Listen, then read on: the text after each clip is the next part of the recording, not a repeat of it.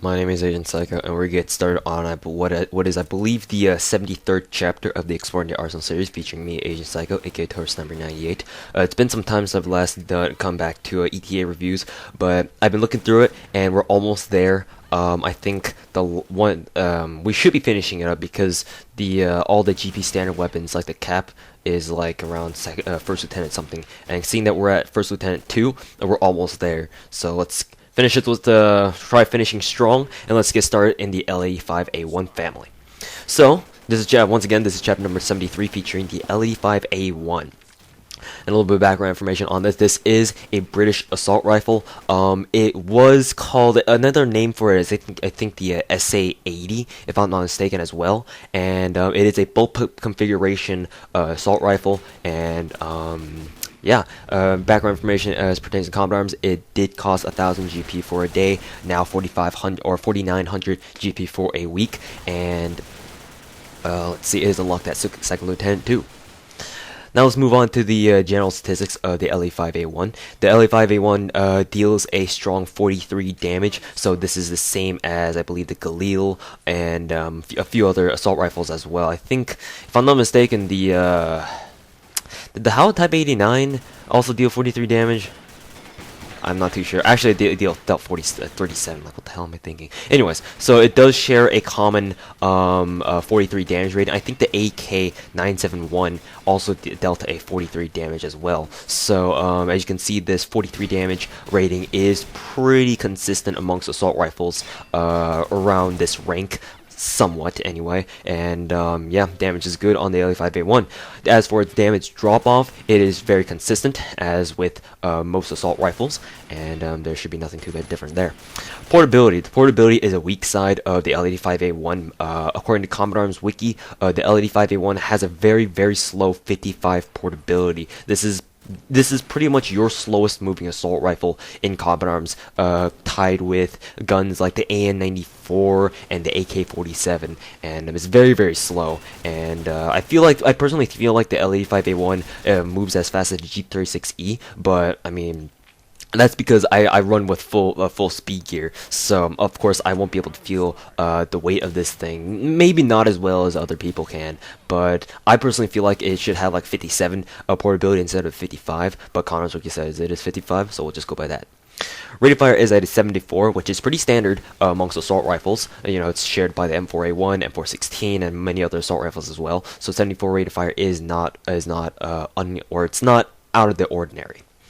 Its accuracy is clocked in at 85, so it is a pretty accurate assault rifle. I would say it's about the medium of the pack, because as you guys could probably tell from the last few assault rifles we reviewed, I think the TAR-21 had like 86 accuracy or something like that, and it's basically just in the middle of the pack. However, the accuracy really doesn't matter too much, as I'll explain later on in this review. The recoil. Now, the recoil is one of the significant downsides of the L85A1. The recoil is very high at 68. This makes its recoil very, in terms of stats anyway, numerical stats, identical to the G36E, and I believe were a few other assault rifles that had 68 recoil as well. So 68 recoil means that your recoil spread will be basically batshit crazy. Its maximum spread is easily as big as the QBZ-95s. In fact, the L85A1 and the QBZ-95 are very, very similar in their performance. Not only are they bullpup weapons, but also their recoil mechanisms just work, or they just behave very similarly to each other. I'm not really sure why there is a similarity. Maybe it's because they're both bullpup style weapons. They both can't fit scopes. I don't know, but they just feel like they just seem very similar to each other. It's in the sense that I'm not too sure how to describe this, but it's like your first few shots are the most accurate, but after that, maybe like after 4 kills or after 4 bullets that you fire from your mag from the L85A1, then the bullets just start going all over, and you're not gonna hit jack squat unless you keep spraying at the person, hope you get a lucky lotto, or hope to put enough bullets into your enemy to kill them before they kill you. So the recoil spread is pretty bad, and it does enlarge very quickly on the L85A1.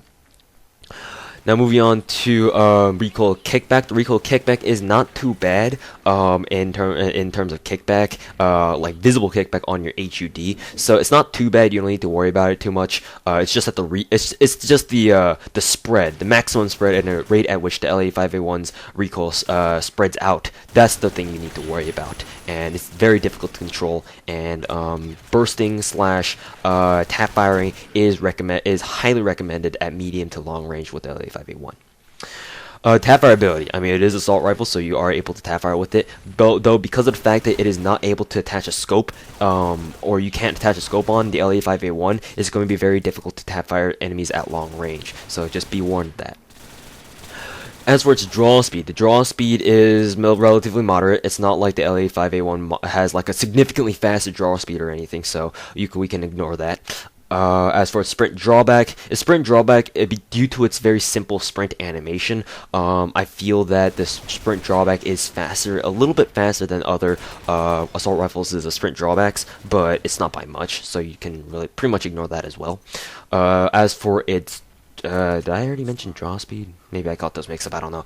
Anyways, so as for its center speed, the center speed is very slow as well. It very much so reminds me of the center speed on the AK-47. In other words, extremely slow. So do keep in mind that after you spray a bit with your L85A1, your center speed is gonna take some time to recover. Unlike most other assault rifles, where their center speeds are much faster, or at least a little bit faster than the L85A1s. So you're gonna have to be careful of that. So make sure to make sure that the coast is clear before moving up to wherever you need to go, or whenever you want to reload. As for its reload speed, the reload speed is pretty moderate for assault rifles, so nothing too special there. It does share a very similar reload animation to the TAR-21. As for its fire modes, the L85A1 does come with a burst fire function within it, which is very nice, seeing that the L85A1 is not able to use a scope. You can't put a scope on the L85A1. This is very similar to the QBZ-95. I believe the QBZ-95 is also capable of burst fire as well. So yeah, burst fire is there whenever you need to take out targets at medium range, where if you were just to spray, you'd probably miss all the time. So that's why the burst fire is there, and make sure to use it whenever apt. As for its ammo capacity, the L85A1 has a standard ammo capacity at 30 rounds in mag and 90 in reserve, so nothing too special there. As for its luck is very, very low. So at least for me, whenever I try spraying with the L85A1, I don't find myself to get very many headshots. I don't know what happens in the gameplay, because I didn't really pay attention to it too much, because I was getting gameplay before the contest, the recent KNT308 giveaway contest that I did earlier this month, or whenever this L85A1 review is gonna go up. And yeah, I just don't feel like the L85A1 has a real lucky streak to it. So unfortunately, you're not gonna be you can't really hope for lucky lottos out of the blue. So unfortunately, you can't really rely on that.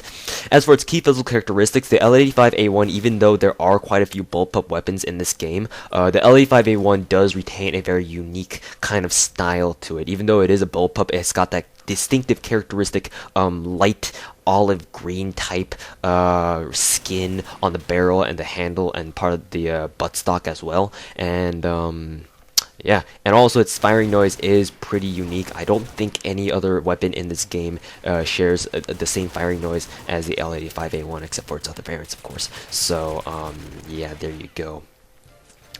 As for let's see here. As for its muzzle noise, the muzzle noise it's somewhere in the middle between low frequency and middle frequency. You can hear it definitely, but if you're in a room where people are blazing their guns, I doubt you'll be able to hear the L85A1 easily. So there you go. That's its muzzle noise. Attachment options: you can only attach suppressors or magazine mods to this. Once again, you cannot attach scopes to the L85A1, which is pretty much by far the biggest downfall of the L85A1. I mean, for assault rifles, it's pretty much scopes are pretty much a staple of assault rifles, in my opinion. And if you don't have a scope on it, then there's no way for you to utilize assault rifle range and damage over range qualities to their fullest potential. Good luck trying to aim a non-scoped assault rifle across oil rig, unless you're Woggle Pro or something like that. Then that's probably going to be too easy for you. But For just a normal scrub like me, L85A1, it would be nice if it had a scope, but unfortunately you can't put one on it.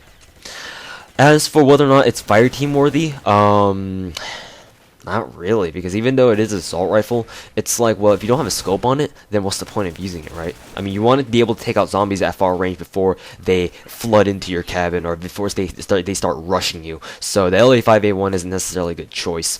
So you may want to forgo on that. Fire team worthy? Fuck no, because not only is it extremely slow, but it's also an unscoped assault rifle. So there's a double whammy for you. The L85A1, it really isn't worth being used other outside of like one-man army or elimination. That's about it. The L85A1 by itself is not very satisfactory, to be honest with you, and I mean, there's nothing really much we can do. It's a good assault rifle. It's got very good damage, and I like it for its high damage. However, just all its other stats just don't match up. Like rate of fire, that's standard. We see that all the time, or most of the time anyway. Accuracy, it's good, but it's at the same time it's average. You know, there are a lot of other assault rifles that have higher accuracy than the L85A1. Recoil, it's one of the worst, and portability, along with portability too. They're two of the worst stats in their respective fields of statistics in that sense. So it's like, well, the L85A1 is like it's basically inferior to most of the other assault rifles that we've seen so far. It's basically comparable to the QBZ-95. Pretty much the QBZ-95 and the L85A1 are pretty much brothers of each other, like brothers from different mothers or something like that, or however the phrase goes. I don't even know. I'm not gangster. So yeah, that's pretty much how I like to describe their relationship. So yeah, the L85A1, it's a good assault rifle, trust me, but it's not intended for noob use, okay? Just if you're a noob and you don't like, running around with assault rifles that you don't like, then don't try out the L85A1. You're in no pressure to use the L85A1 anytime soon. So you can just leave that alone and hope that you never have to touch it again. So yeah, those are my frank personal opinions, and yeah, this will wrap this review. Anyways, thanks guys. Once again, this has been a review on the L85A1, chapter number 73, episode 1 of the L85A1 family.